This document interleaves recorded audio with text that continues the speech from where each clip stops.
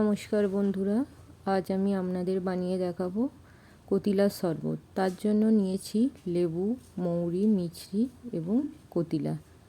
কতিলা হচ্ছে এমন এক ধরনের জিনিস যেটা মিছরির মতনই দেখতে হয়, একটু সাদাতে ধরনের। এটা ভিজালে জেলির মতো হয়ে যায়। সর্বপ্রথম আমি মৌরি আর মিছরিটাকে মিক্সিং জারে ভালো করে একটা মিহি গুঁড়ো করে নেব। আর এই কতিলা আমাদের গরমের সময় শরীর ঠান্ডা রাখতে সাহায্য করে এবং গরমের সময় আমাদের এই কতিলা শরবত খাওয়া খুবই উপকারী। তো আমি দুটো গ্লাস নিয়েছি, দুটো গ্লাসে একটু করে লেবুর রস চিপে নিচ্ছি।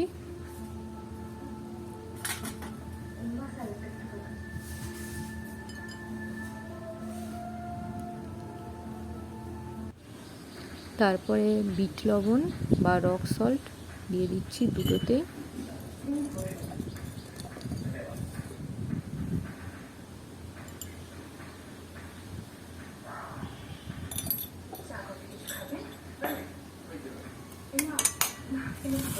তারপর যে এই কতিলাটা ভিজিয়ে রেখেছিলাম ওটা দুটো গ্লাসে নিয়ে নেব।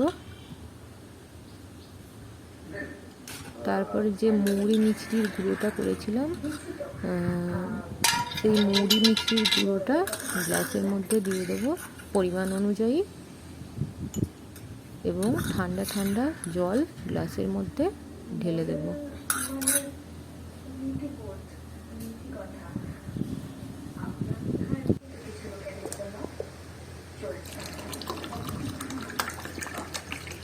এবং এই জল ঢালার পর চামচে করে খানিক নেড়ে নেব এবং নেড়ে নিয়ে 5 মিনিটের জন্য এটাকে রেখে দেব।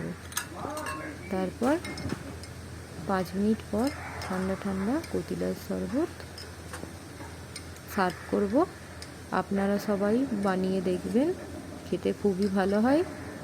এবং আমার এই ছোট্ট চ্যানেলটিকে আপনারা সাবস্ক্রাইব করবেন এবং পাশে থাকবেন। ধন্যবাদ।